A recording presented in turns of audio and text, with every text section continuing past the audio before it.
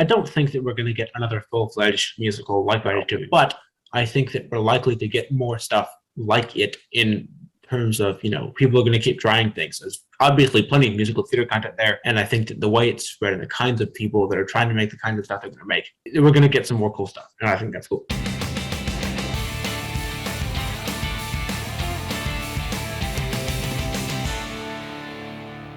What's up, everyone? It's time to sit down and put in those earbuds so as not to disturb the neighbors, because this is Off Book, a podcast about Broadway, movies, TV shows, and so many other nerdy things. I am Marc Stoufer III. And I'm Hailey Briggs. And I'm Ashley Szurna. Today we're diving into Ratatouille, the TikTok musical, and what made it get so popular. It all started in the summer of 2020 as everyone was stuck inside when TikTok creator Emily Jacobson wrote an ode to Remy, and Daniel Mertzluff arranged it in the style of a musical theater finale. That video went viral, and the internet started talking about and eventually making a musical adaptation of Ratatouille. But what made it work? I mean, it was nominated for an Emmy. How did that happen? First off, I still can't believe that happened. It seems like it would have been a plot on some bad sitcom. Oh yeah, the internet's just writing this musical. If I had to sum up our generation, just that would be it. I mean, basically, it's really dumb, but also kind of cool, I guess. I don't know. Well, considering it was nominated for an Emmy at some point, I feel like other people thought it was cool, so clearly they did something right. Fair. Like, I feel like I could go back and watch all those TikTok videos and relive the summer of 2020. Like, that's all it was. That's all you could see on TikTok was people, like, making videos about that. Yeah. Yeah. The audios were really viral. I mean, they're really catchy, too. So I guess that was... Yeah. Well, and I think what's interesting about this is that because, I mean, yeah, we call it the Ratatouille musical, but it's not really a musical. It's just a bunch of songs that are kind of about Ratatouille. They weren't trying to adhere to a single musical style. I don't think I heard of any songs that covered like the first 15 minutes of the film before Remy meets Linguini. So, and there's this whole section where, Remy's like in the old lady's house trying to get food, and then he goes down the sewer, and then he ends up in Paris, and then he starts finding the kitchen. None of that's in the TikTok musical, but who cares? So I think that that's part of the thing that makes this format work, is that you can kind of just do whatever you want and make whatever you want, and it's probably going to work as long as it's catchy. So I think it allowed for a lot of creativity there in terms of what you can make, because you weren't bound to a certain style or certain kind of different motifs or what characters sound like, things like that. Mm-hmm. It's like, why Ratatouille of all things? I have no idea. I mean, it kind of works. Obviously, it's an okay movie. Like, it's not my favorite, but I'll watch it. Right. And they probably watched it that night and was just like, you know what, I want to make a musical about this. Well, I think that's kind of what made it catch on so much, is that, if someone started doing, trying to think of a popular Disney movie that doesn't have a musical already. They all have musicals. If someone started doing, Dumbo the musical, you'd be like, this is weird. But I think that Ratatouille, like, everybody likes Ratatouille, but no one really talks about Ratatouille, because, like, it hasn't really done anything other than be a movie. It got to ride in Disney just after the musical, but it wasn't like there was a stage production or anything. It hasn't gotten a live action reimagining or anything, because it's kind of hard to do in any other form other than an animated movie. So you kind of go, oh yeah, Ratatouille, that sounds fun. Okay. And I think that had you gone with something more obscure, like, Damn Prisoner Groove, it wouldn't have caught on. And had you gone with something like Dumbo that everyone knows, it wouldn't have caught on. And I think that Ratatouille was this weird middle point where it was well known but not super talked about, and so it was able to create some cool stuff. And I mean, and I think for, like, especially the kids that grew up, late 90s, early 2000s, I'm not really sure when Ratatouille came out, but, like, that was my childhood when I was a kid. Like, I loved that movie. And so I feel like it kind of brought a lot of nostalgia to that age group. Yeah.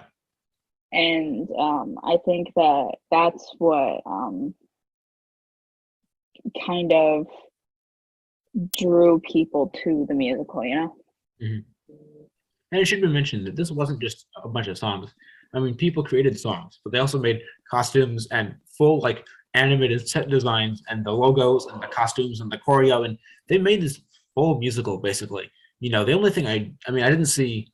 I guess there was even some lighting design in there. I mean, they basically worked on everything, and none of it was realistic, but it was all done. People found there was an overture that was made, and it was kind of people found every different corner of a show to put on. So it kind of became this fully fledged thing that, while I'm sure it would actually be coming to Broadway, looked almost like it could because it was so thorough. And I think that was part of it, is that there were some people that thought, oh, this is cool. And some people that thought, what?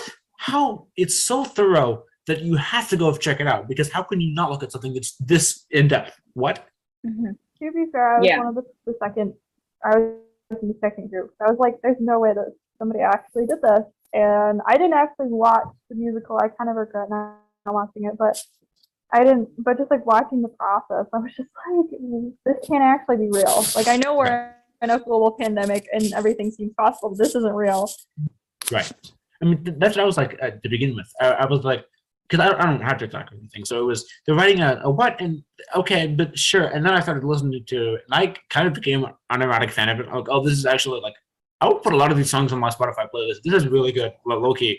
Okay, good job, I guess.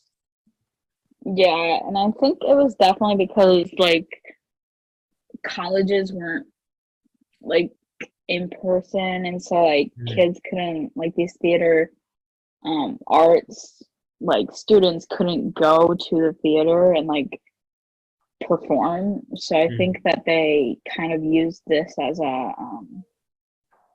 a way of still appreciating the arts and like theater specifically while it wasn't open. Yeah. And I think that something, I talked about how you didn't have to follow any of the kind of normal restrictions of musical theater writing, but I think that was also, there was such a wide variety in the kinds of music. I mean, there were some traditional Broadway ballads. You didn't really get into any sort of alternative genres, but there were up-tempo ballads, and there were classic, 90, golden era show tunes. And I think that you had these different perspectives that were all coming together. So it created something that, pretty much every composer on Broadway has a sound. You can hear, okay, this is written by Lin-Manuel, this is written by Jonathan Larson, this is written by Pascal Paul. And because this was written by like 30 people, there wasn't really a sound around to it. You were just a bunch of really cool music that all sounded different from the other songs. And while that makes it more illogical to do anything with, it makes it much more fun to listen to, because you just never know what you're going to find. Yeah, it makes for a very interesting experience for sure. Yeah, I think they started to try to do like another musical this past summer, and it just never went off the ground like Ratatouille did. I can't remember what it was about. They were doing Bridgerton for a while. I don't know if that was an actual thing, if that was just what people were saying they wanted, but I think that's the one I'm thinking of. Yeah. I mean, I think the Ratatouille only worked because nobody was trying to change, go viral or anything. It was just one person be like, hey, I'm bored, let's write this thing. And another guy was like, hey, that's cool, let me arrange this. And it was all just kind of enough people being bored until it became a thing. And even then, it wasn't, I want to be important. It was, sure, why not? And I think that now it's hard to replicate that, because now you have the history of the Ratatouille musical. And so I think that there are a lot of people who want to replicate that success without actually having the desire to go write something, They want to have the finished product without all of the collaboration and like full year worth of stuff that they did.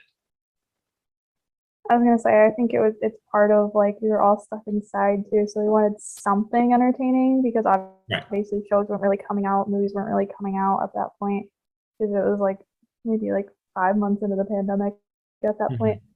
So I think all of us just wanted something entertaining, and so that's why there were no objections.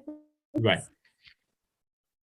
And I think there is something to be said about the fact that, TikTok is interesting in that you can sample other people's sounds, and you can use the duet feature and stuff, and you can create these different numbers. And so there were a lot of numbers, but there were also a lot of people that reinterpreted numbers, whether it was, this is cool, but I'm going to add this other character's point of view, or I'm going to arrange this in a different way. I can, build upon the work in a very collaborative way that isn't, it wasn't just we're all making this thing communally. It was, I'm going to use what you did, and I'm going to build on that. I'm going to create a new layer. And so I think that it was that TikTok's ability to use people to work in your work I think kind of made it even more widespread because there was so much connectivity where, oh, I like this version and now this, and this is all the same thing. That one ode to Remy was used 18,000 times. And I think that had you not been able to use that, had you been on some site that worries about copyright, which ultimately would have been a problem, I don't think it would have spread as quickly. Yeah, I agree. And it was like definitely it was just like interesting. Like the fact that they were able to get this inspiration from a movie that only has like dialogue and no songs, like that to me is just really, really cool. Yeah, I wish I had that much creativity. Like I wish I could look at a movie and be like, that's a musical. Like Although, side note, I would love to see a Pirates of the Caribbean musical, and it would never happen, but I think it could be really cool if you get the right directing team. Mark, I think I found our summer project. I think so. If I could write lyrics, I would do it. I am a terrible lyricist. I've tried. I'm not good at it. I can do lyrics. Yes, okay. Somebody else Pirates of the can do Caribbean, on-off book, creative musical, book music and lyrics coming eventually. I don't know. I don't want to do this, and I'm not going to, I'm sure, but it'd be cool for sure. Anyway, I think my favorite part of this was watching Disney try to respond, because they've made, as far as I know, two statements regarding the musical. One was they sent a Disney Channel star into the Ratatouille ride that they were currently building at the time to submit a song for the musical from their in construction ride. And then they also made an official statement saying, yeah, we're not going to develop this into an actual thing, but good job, I guess. It's cool to see, but we can't do anything with this. Because ultimately, I mean, how do you make a musical with rats? You either have to have those giant human-sized rat costumes, which no, or you have to have puppetry, which, I mean, it would work. The Winnie the Pooh off-Broadway musical had some puppets, and that was cool. But I don't think you'd be able to work on the scale. One suggestion that I heard was that you have, like, scale puppets interacting with the humans, but then on the other side of the stage, you have, the full-scale stuff. That way you can kind of see what's going on and the dimension. But the point being, it wouldn't work very well on stage. And I think that that's kind of what made it work better on TikTok, is that, if we're using Dumbo, there's a chance, I guess not with Dumbo because that's an elephant and I don't know how you do it on Broadway. But if you did something that's like feasible to do on Broadway, it's like, okay, yeah, but eventually they're just going to turn it into a musical. And I think that Ratatouille might be, anyway, more safe from that fate, because, like, how are you going to make a musical about rats? It's kind of... I mean, they made one about cats. Oh, God. We don't talk about cats here. Well, the musical is okay. No, the Andrew Lloyd Webber musical. Oh, yeah. Okay. The movie. That's Broadway, not Cats. Not the movie. I mean, they could always just, like, do, like, an animated movie of it. I think that'd be entertaining. Of Ratatouille? The animated movie? Yeah. Oh, you're saying they would make an animated Ratatouille musical? Yeah. Oh, okay. Then you get licensing, which is hard. Yeah. Well, isn't it already owned by Disney? Isn't it Pixar? Disney has Disney owns the movie, but they have nothing to do with the musical at all. None of this is actually legal because it's all fan content. Hey, we made an episode about that. No, but I was gonna say, I'm like genuinely surprised that Disney wasn't like slapping people with citations. Well, I think by the time that they noticed it, it was such a thing that they could have sued everybody involved, but that would look really bad. And Disney already looked bad by suing everybody, so they went, okay, go ahead, I guess. Wait. That was because that's when that whole discrepancy with employees was happening, wasn't it? Where like people were getting laid off and their benefits cut in the middle of a pandemic, and they weren't getting unemployment, and it was not great. And so they kind of realized that trying to shut down a bunch of TikTok people making some mid-tier music based on their 2007 movie wasn't the best look. So they went, okay, I guess, sure. But then, if they were to ever do anything with it, they'd have to license so much music because, it was written by like 15 different people, and that was just the music they used in the benefit, which wasn't even the full show. So then, how do you pay them and royalty? It's complicated. But no, short answer is no. Disney has nothing to do with this. I follow this TikTok creator. And he like does skits about Broadway. Hmm. And he'd like do like what like conversations on Broadway, on the Broadway stage or whatever, when they weren't singing, like when their mic was on and when their mic was off or whatever. Hmm. And I remember, do you know who I'm talking about? I'm not familiar, but I understand the concept. But yes. And so he got kind of heavily involved in the musical because he's been on Broadway and stuff. He was actually like a poster boy for the Book of Mormon. Oh, that's impressive. Yeah.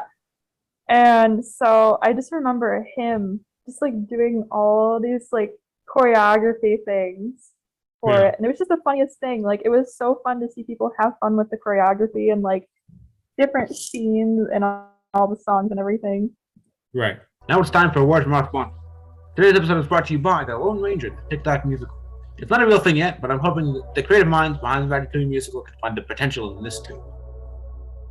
Sure, the movie didn't do that well at all, but there's an opportunity for plenty of show-stopping musical numbers like yeah, I don't really know, but maybe someone can figure it out. And that's exactly why now is a great time to invest. Your donation of $500 or more can help give somebody, maybe even us, the motivation to try and figure out how that'd work. Or maybe there's something special about Ratatouille. Oh my lord, like I don't know if you guys are on that side of TikTok. It is the funnest side of TikTok I don't think funnest is a word, but it's fine. It's like one of the best sides of TikTok you can be on. It is the most funny and creative side. I'm not on musical theater TikTok, so I can't really give an opinion. But I am 100% like half my followings are like people who do like musical theater skits or like have been on Broadway or are choreographers. Like there's this one, like it goes from, I don't know if you guys have seen like Blue Haired Girl, like that whole Beauty and the Beast series thing, to literally having oh, why am I blanking on his name right now? To a couple Broadway actors that I can't remember their names. Well, I think what's interesting about TikTok is that it's basically the only content site that doesn't flag copyright. Pretty much everybody else will remove the monetary compensation from your video if you use any sort of copyrighted material, whereas TikTok basically actively encourages it. And TikTok also doesn't pay the creators enough, but that's not the point. Point is, you can kind of make whatever you want without any limits. I mean, yeah, most of it is short stuff, and there's a lot of dancing, but there's also a lot of not long form, but several minutes long of just kind of whatever. So I think that when it comes to the musical theater entertainment world, you can make whatever you want. You can make a song about whatever you want, and so I think that you aren't limited by any sort of copyright or kind of genre definition. You just kind of make whatever, and so I think that's going to lead to a lot of creativity and a lot of cool results because it's really just whatever people can think of. And a lot of people, this is their job now. So they can just spend their time figuring out how to make cool stuff and putting it on the internet without worry of them being flagged for, Disney. I was gonna say, obviously, like, I've been involved in theater, so, like, I have it across my platforms, and I think TikTok is definitely the most unrestrictive, and I think Facebook is the most restrictive. Yes. So you have to be like the utmost careful about what you post on Facebook. They will take it down for copyright or whatever. Instagram, kind of, sort of. But TikTok, you can do whatever you want, and right. I think that's kind of a good thing because with Broadway being shut down for so long, it was shut down for a year, a little over a year. It was from March of 2020 to yeah, it was just over a year, I think. Yeah, it was like a year and a half. But that's where a lot of Broadway stars made to get money because you can monetize off your videos. Mm-hmm. And it's like education. People were doing classes over live, and they were like showing like, I don't know. I think it's just really cool how how creative like somebody can be. Like it can be like a college student making a musical about or in a Disney movie, or you can be like a Broadway star showing the backstage things of Broadway and like inspiring people to want to go into Broadway or like want to perform on Broadway. Right. Tons of good things happening on TikTok. I mean, it gets a lot of hate, and I think it deserves it. But I also think that there are a lot of cool people and cool creators, and I think that the way that TikTok is set up, where it's just a giant For You page. I mean, basically, just keep scrolling. We're just going to keep giving you eternal content. And so I think that, once it figures out what you want, it can suggest to you some cool things you might not have otherwise seen. And I think that's why things get to gain traction, is because you just kind of keep scrolling forever. And so you can find things. And so if you're making things, it's a good chance it'll find some audience. Because there's probably an audience out there. Yeah, like Ashley's not on musical theater TikTok, and I'm not on Star Wars TikTok, but we live 20 minutes apart, so I think it's cool that I can reach multiple people with different platforms and different content. Right. Because someone, and it can be weird at times. I have definitely seen my fair share of weird videos on there. Especially theater kids for some reason. Always the theater kids. Theater kids but yeah, I think that honestly, I've seen a lot of good things come from TikTok. Like there is a little offhand, got it. And this kid from Michigan was cheering on Matthew Stafford, who is a quarterback for the LA Rams. He used to be a quarterback for the Detroit Lions for football, which it went viral. And Matthew Stafford actually invited him to the Super Bowl and gave him tickets because of TikTok. Mm-hmm. So I think TikTok can definitely be a good opportunity. And obviously, Ratatouille, the musical came from TikTok. And I can't decide if that was a good opportunity or not yet, but it was definitely some kind of opportunity. Yeah. I mean, I don't think that we're going to get another full-fledged musical like Ratatouille. They tried, and it just, the circumstances were so odd that I don't think it's going to happen again. But I think that we're likely to get more stuff like it in terms of, people are going to keep trying things. There's obviously plenty of musical theater content there. And I think that the way it's spread and the kinds of people that are trying to make the kinds of stuff they're going to make, we're going to get some more cool stuff. And I think that's cool. But no, I don't think we're going to get anything like that again either, just because I feel like it was almost like the stars align kind of situation where it was just right timing, right thing, right people. And hopefully we don't go through another, global shutdown, but I don't think anybody else could handle that. But yeah,